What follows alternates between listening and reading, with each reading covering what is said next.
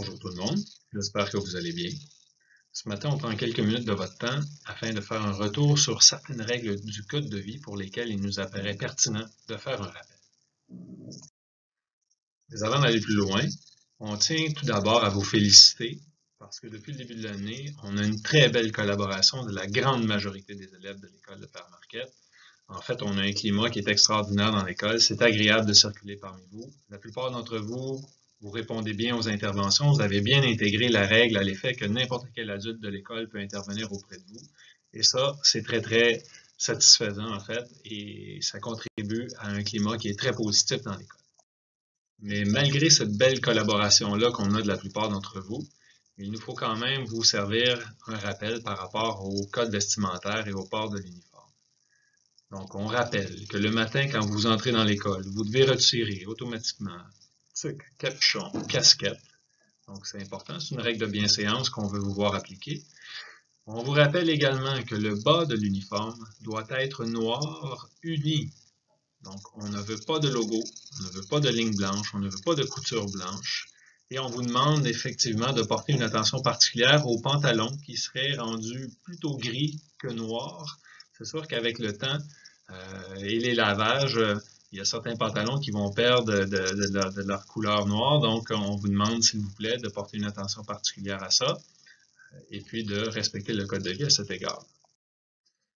En ce qui a trait à l'utilisation de la cafétéria, depuis le début de l'année, ça va quand même relativement bien, mais on veut quand même vous offrir quelques rappels pour assurer un meilleur fonctionnement, parce que là, l'hiver s'en vient, on va être très nombreux à la cafétéria et les points suivants sont importants à respecter.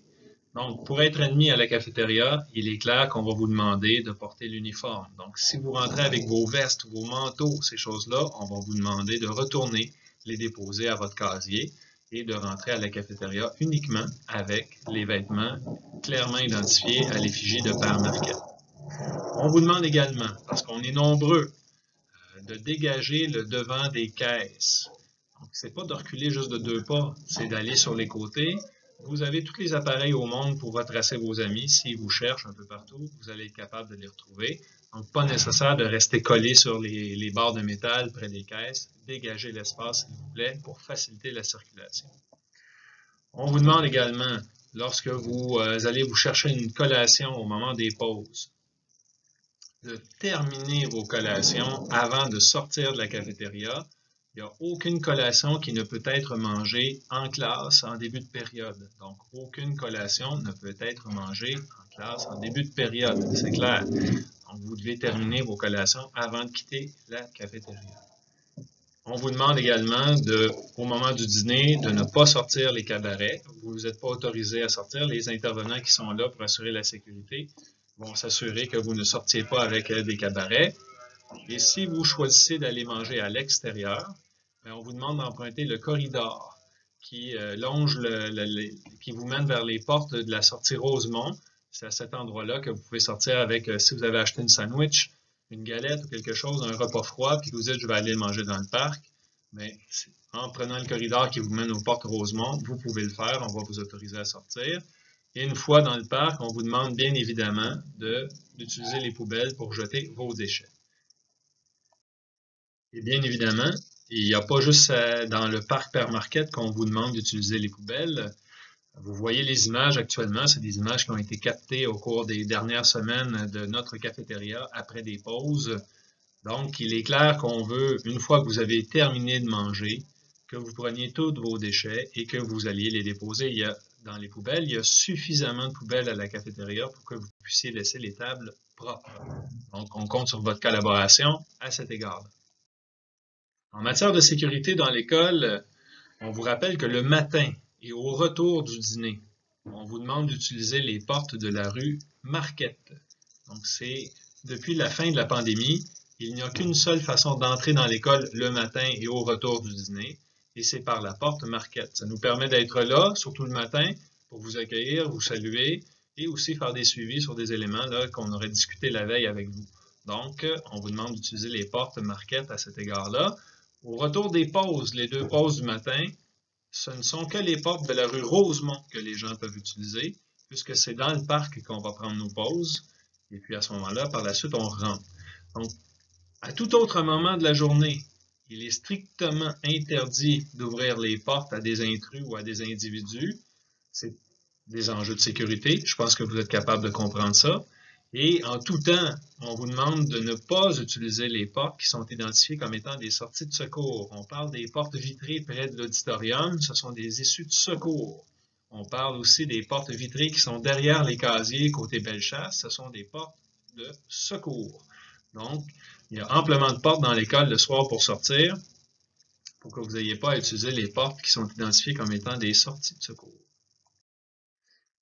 Ici, j'ai fait exprès de laisser la diapositive qui vous avait été présentée en début d'année, lors de la première capsule vidéo sur les principales règles du code de vie de l'école, afin de vous rappeler que l'utilisation des appareils électroniques, les cellulaires, les écouteurs, sont permis au 3e étage seulement et quand il n'y a pas de cours.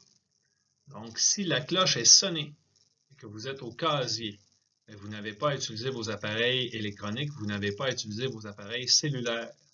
Donc, vous pouvez utiliser vos appareils électroniques uniquement au moment des pauses. Autrement, c'est clair, je pense que c'est évident et vous le savez maintenant, les appareils aperçus vous seront confisqués. En terminant, un rappel par rapport au tabagisme et au vapotage. Au cours des derniers jours de la semaine dernière, vous avez pu voir apparaître des affiches qui ont été apposées un peu partout, dans les toilettes, dans les blocs sanitaires, sur les colonnes près des casiers, qui vous renseignent, qui vous donnent de l'information sur les impacts que peuvent avoir le fait de fumer ou de vapoter sur votre santé. On vous invite à en prendre connaissance. Si vous avez de plus amples questions, on vous rappelle également qu'on a une intervenante en prévention des dépendances dans l'école, qui est Mme Élise Tremblay-Longchamp, qui est là pour répondre à vos questions et les consultations sont entièrement anonymes, à moins que les éléments, les sujets que vous abordez avec elle nous informent sur le fait que vous mettiez votre vie en danger ou celle d'autres personnes en danger. Mais toutes les autres questions de curiosité que vous pourriez avoir sont entièrement anonymes et confidentielles, donc vous n'avez pas à craindre d'aller la consulter. Elle est là pour vous et on vous invite à le faire justement plutôt que de vous lancer et de prendre des mauvaises décisions. Des fois, c'est important d'avoir toute l'information avant de faire des choix. Donc, la campagne de sensibilisation est en cours, mais la campagne de sensibilisation sert aussi à vous rappeler qu'il est interdit de fumer ou de vapoter sur le terrain de l'école ou à l'intérieur de l'école. Et si jamais vous le faites, donc si jamais vous vapotez sur le terrain de l'école ou à l'intérieur de l'école, les vapoteuses vont vous être confisquées et elles ne vous seront pas remises. Donc, c'est important.